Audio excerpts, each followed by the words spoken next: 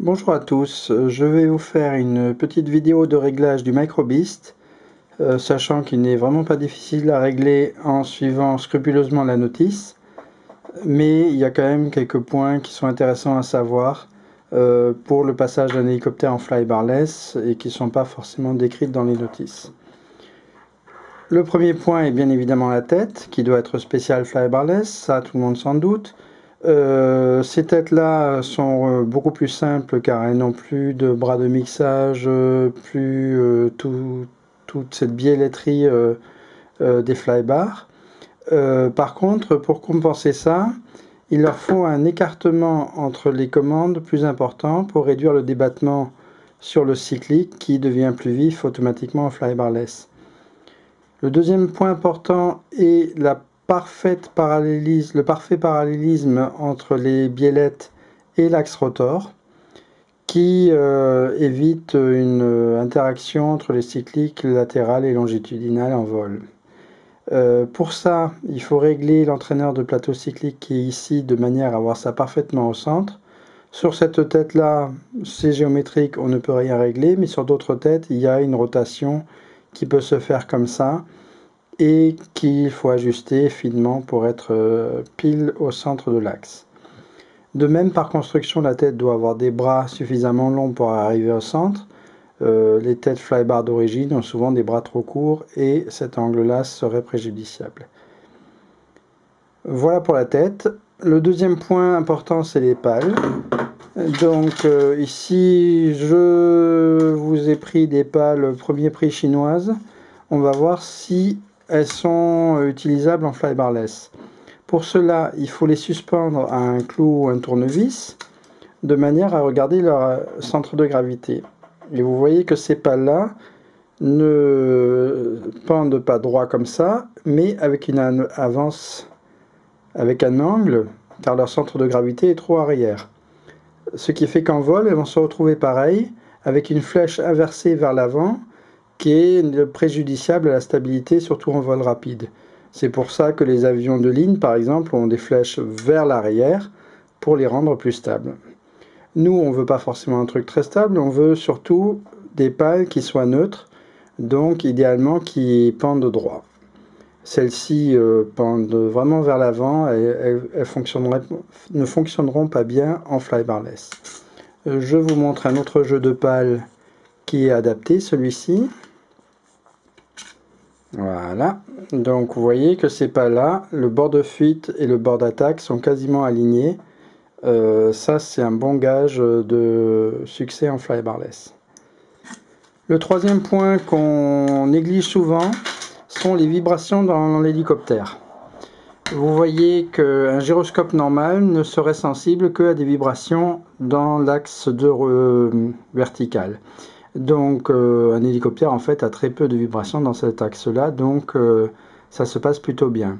Dans le cas d'un hélicoptère flybarless, les gyroscopes sont sensibles à ce plan-là et à ce plan-là. Donc si vous regardez par exemple un balourd sur l'anticouple, va créer un mouvement de bas en haut ici, qui va être perçu par le gyroscope et qui va déranger le gyroscope de manière à créer par exemple une dérive vers la droite ou vers l'avant ou ce genre de choses. De même, un rotor principal mal équilibré va entraîner des vibrations dans cet axe-là qui vont être gênantes pour le gyroscope. Donc c'est vraiment le point le plus important, avoir un hélicoptère sans aucune vibration. Pour cela, moi, sur tous mes hélicoptères, vous verrez souvent un petit bout de scotch qui permet d'ajuster ça. Donc moi, je mets des scotch plus ou moins grands jusqu'à ce que je n'ai plus aucune vibration à la dérive, de manière à être sûr que l'hélicoptère est sans vibration. Pareil sur les pales principales, pareil par exemple sur mon logo, où vous voyez que ce petit scotch-là fait une grosse différence entre, une fois arrivé à la fréquence de résonance, ce manque de scotch peut vraiment entraîner une dérive vers la droite ou la gauche du système. Le quatrième point, c'est les décharges électrostatiques. Il faut absolument mettre à la masse tout ce qui est courroie, tube de queue, moteur, etc. Car comme le système électronique contrôle tout l'hélicoptère, La moindre décharge électrostatique peut entraîner des demi-flips, des coups de pas, n'importe quoi. Sur un hélicoptère normal avec un gyroscope normal, une décharge électrostatique va plutôt entraîner juste un petit battement de la queue qui est beaucoup moins gênant. Donc voilà pour les 4 points principaux qu'il faut retenir. Une tête adaptée, des pales adaptées, un hélicoptère sans vibration et une mise à la masse de tous les éléments tournants. Venons-en au réglage de la télécommande. En flybarless, il est important d'avoir un émetteur complètement vierge de tout mixage, de tout subtrim, etc. Le mieux est donc de démarrer la modèle vierge, donc allumer son émetteur et se faire un data reset, comme ça. Du coup, nous sommes avec un type H1 avec un seul cerveau. Nous avons tous les subtrims, toutes les courbes qui vont de 0 à 100, tous les cerveaux qui sont au centre.